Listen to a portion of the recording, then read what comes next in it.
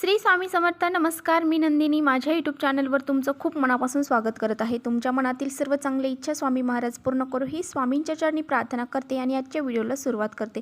तर आज आहे मकर संक्रांत. सूर्य हा धनु राशीतून मकर राशीमध्ये संक्रमण करतो. याच दिवसाला म्हणतात मकर संक्रांत. म्हणजे हा जो कालावधी आहे, हा कालावधी म्हणजेच मकर संक्रांती. तर पहा, आपल्या सर्वांना माझ्याकडून, माझ्या परिवाराकडून मकर संक्रांतीच्या हार्दिक हार्दिक शुभेच्छा. तुमचा दिवस आजचा सुखाचा, समाधानाचा आणि आनंदाचा जाओ, हीच ईश्वरचरणी प्रार्थना. सूर्यदेवांना सकाळी अर्घ्य दिल्यामुळे आपल्या घरामध्ये सुख समृद्धी घरामध्ये टिकून राहते. त्याचबरोबर पहा, या दिवशी आपल्याला घरामध्ये काही उपाय देखील करायचे असतात. यामुळेच आजच्या व्हिडिओमध्ये पहा, संध्याकाळी घरातून अशी ही एक वस्तू आपल्याला बाहेर फेकायची आहे, ज्यामुळे आपल्या घरातील इडापिडा असेल, वाईट शक्ती असेल, भोग असतील, दारिद्र्य असतील, हे सर्व नष्ट होऊन जाईल आणि आपल्या घराची, मुलांची, पतीची खूप सारी प्रगती होईल. असा हा अत्यंत प्रभावशाली उपाय आपल्याला आजच्या व्हिडिओमध्ये मी शेअर करणार आहे. त्यामुळे व्हिडिओ कुठे स्किप न करता शेवटपर्यंत नक्की बघावा, जेणेकरून तुमच्यापर्यंत योग्य ती माहिती पोहोचली जाईल. जर तुम्ही आपल्या चॅनलवरती नवीन असाल तर चॅनलला सबस्क्राईब करा आणि असेच माहितीपूर्ण व्हिडिओ पाहण्यासाठी बेल आयकॉनलाही प्रेस करा, म्हणजे माझ्या नवीन व्हिडिओचे नोटिफिकेशन तुम्हाला लगेच मिळेल. बऱ्याच वेळा काय होतं, आपण खूप सारी कष्ट, मेहनत करत असतो आणि कधी कधी ही कष्ट, मेहनत आपल्याला फळ देखील देते. परंतु कधी कधी असं होतं की आपण खूप सारी कष्ट करत आहोत, मेहनत करत आहोत, परंतु आपल्याला त्याचं फळ प्राप्त होत नाही आहे, म्हणजे त्यानुसार आपल्याला मोबदला मिळत नाही आहे. यासाठी आपल्याला आपल्या नशिबाची साथ असणं अत्यंत महत्त्वाचं असतं. त्यामुळेच पहा, आपल्याला घरामध्ये आपण पूजा वगैरे करतो, पण त्याचबरोबर काही उपायसुद्धा आपल्याला घरामध्ये करायचे असतात आणि हे जे मेहनत आहे, कष्ट आहे, ते करता करता हे उपाय जर आपण केले तर आपल्याला नशिबाची साथ मिळून. तर बघा, हे असं का होतं, आपल्याला अडचणी का निर्माण होतात, आपल्या घरामध्ये जी नकारात्मक शक्ती असते त्यामुळे आपल्या घरामध्ये वादविवाद होणं, भांडणं होणं, त्याचबरोबर मुलांची प्रगती न होणं, जे आपण काम करत आहोत, जी नोकरी करत आहोत त्यामध्ये अडथळे निर्माण होणं, अशा समस्या आपल्याला जाणवतात. त्याचबरोबर पैशाच्या अडचणी आपल्याला जाणवतात. आपल्या घरामध्ये लक्ष्मी येते पण ती टिकून राहत नाही. असे बऱ्याचशा समस्यांना आपल्याला सामोरे जावे लागते. त्यामुळेच पहा, आपल्या घरामध्ये अशा विशिष्ट तिथींना, विशिष्ट मुहूर्तावर आपल्याला अशा विशिष्ट उपाय जर आपण केले तर आपल्या घरामध्ये कोणत्याही प्रकारची नकारात्मक शक्ती राहत नाही आणि आपल्या घरामध्ये लक्ष्मी माता प्रवेश करते आणि आपल्या घराची खूप सारी प्रगती होते.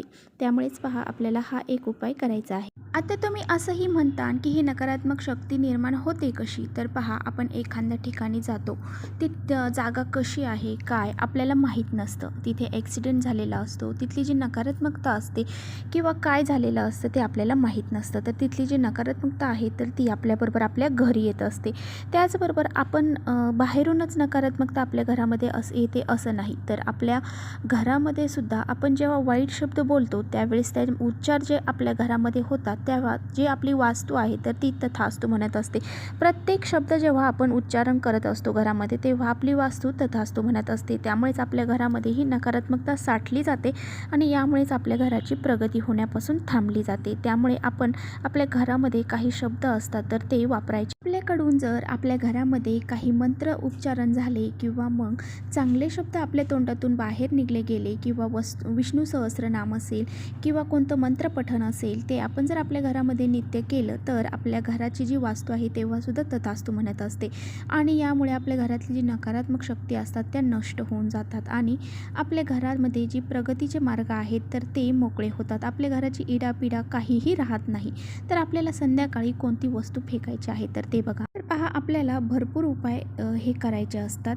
तर त्यातलेच 2 उपाय मी तुमच्याशी शेअर करणार आहे. तर आपल्या घरामध्ये जर भरपूर प्रमाणामध्ये नकारात्मकता, आपल्या घरामध्ये भरपूर अडचणी निर्माण होत आहेत, त्या आर्थिक असतील, मानसिक असतील, शारीरिक असतील, तर कोणत्याही अडचणी असू द्या, त्याचबरोबर लक्ष्मी घरामध्ये टिकत नाही, तर आपल्याला काय करायचं आहे. नोकरीमध्ये यश मिळत नसेल, व्यवसायात प्रगती होत नसेल, मुलांची प्रगती होत नसेल, तर आपल्याला काय करायचं आहे. तर अशा वेळेस आपल्याला काय करायचं आहे, तर आपल्या घरामध्ये एक मातीचं भांडं घ्यायचं आहे आणि हे भांडं पाण्याने भरून घ्यायचं आहे आणि ते आपल्या घराच्या आग्नेय दिशेला आपल्याला ठेवायचं आहे. म्हणजे छोटासा माठ जरी असेल, एकदम छोटीशी कलश जरी असेल तरीसुद्धा आपण तो भरायचा आहे आणि आपल्या घराच्या स्वयंपाकघरामध्ये आग्नेय दिशेला ठेवायचा आहे. हे आपल्याला रोज करायचं आहे. आणि पहा, हा जो कलश आहे किंवा जे काही आपण मातीचं भांडं असेल ते भरून ठेवणार आहात, तर ते रोज आपल्याला हा उपाय करायचा आहे आणि काही दिवसातच तुम्हाला तुमच्या घरामधली नकारात्मकता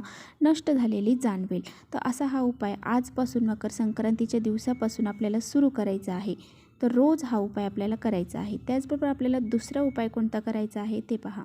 आता पहा, आपण जो उपाय आता सांगणार आहे तो आपल्याला संध्याकाळी करायचा आहे. हा उपाय करताना आपल्याला पूर्णपणे एक काळा कपडा घ्यायचा आहे. यामध्ये आपल्याला काळे तीळ टाकायचे आहेत आणि त्याचबरोबर अखंड आपल्याला 5 लवंग घ्यायच्या. एक मूठभर आपल्याला पिवळी मोहरी घ्यायची आहे. जर पिवळी मोहरी नसेल तर काळी मोहरी घ्या तरी चालेल.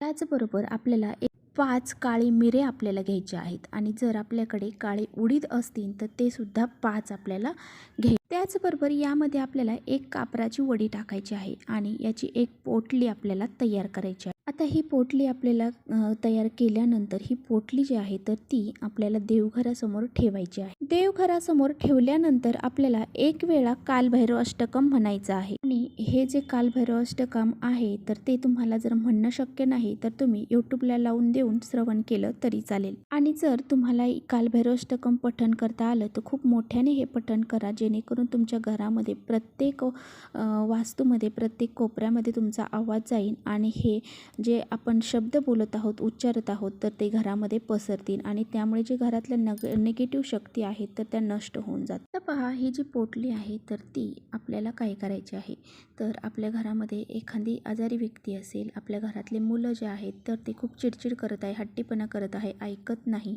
तर त्याच्यावरून आपल्याला 7 वेळा उतरवून घ्यायची आहे. आणि घरामध्ये एखादी करती व्यक्ती आहे परंतु ती जास्त चिडचिड करत आहे किंवा प्रत्येक गोष्टीवर काही ना काही रिॲक्ट करत आहे, तर अशा वेळेस त्या व्यक्तीवरून सुद्धा आपण अशा ह्या वस्तू 7 वेळा उतरवून घ्यायच्या आहेत. तर हे उतरवत असताना श्री स्वामी समर्थ, श्री स्वामी समर्थ असं म्हणायचं आहे आणि आपल्या घरामध्ये पूर्ण घरामध्ये ही वस्तू आपल्याला फिरवायची आहे आणि ती पोटली घेऊन फिरत असताना प्रत्येक भिंतीला देखील आपण टच करायचे आहे. त्याचबरोबर ह्या वस्तू घेऊन आपल्याला आपल्या मुख्य दरवाजावरती जायचं आहे. तिथून सुद्धा वरपासून खालपर्यंत आपल्याला 7 वेळा उतरवायचा.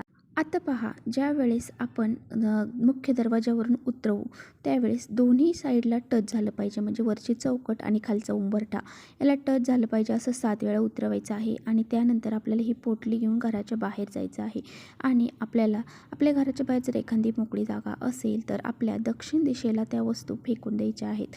आणि जर तुम्हाला असं करणं शक्य नाही किंवा तुमच्या आसपास खूप सारे घरं आहेत किंवा भरपूर काही अडचणी आहेत तर तुम्हाला तुमच्या घराच्या बाहेर एखादा डस्टबिन असेल त्या डस्टबिनमध्ये टाकून द्यायचं आहे. तर अशा प्रकारे ह्या गोष्टी आपल्याला आज संध्याकाळी आवर्जून करायच्या. तर बघा, हे सुद्धा शक्य नाही तर काय करायचं, तुम्ही कापराच्या वड्या घेऊन जा, 5-6 कापडाच्या वड्या घेऊन जा आणि त्या प्रज्वलित करा आणि ही पोटली त्यावरती पकडा, म्हणजे ते सर्व जळून खाक होऊन जाईल. तर अशा प्रकारे करायचं आहे. आणि ज्यावेळेस आपण ती पोटली जाळू त्यावेळेस आपल्याला मागे वळून पाहायचं नाही, आपल्या घरात येताना मागे वळून पाहायचं नाही, नाहीतर आपल्या घरामध्ये सर्व ती नकारात्मकता परत येते. त्यामुळे अशा प्रकारे हा उपाय आपल्याला करायचा आहे. तर चला, इथेच करते व्हिडिओचा एंड. व्हिडिओ आवडला असेल तर नक्की लाईक करा, चॅनलवर नवीन असाल तर चॅनलला सबस्क्राईब करा.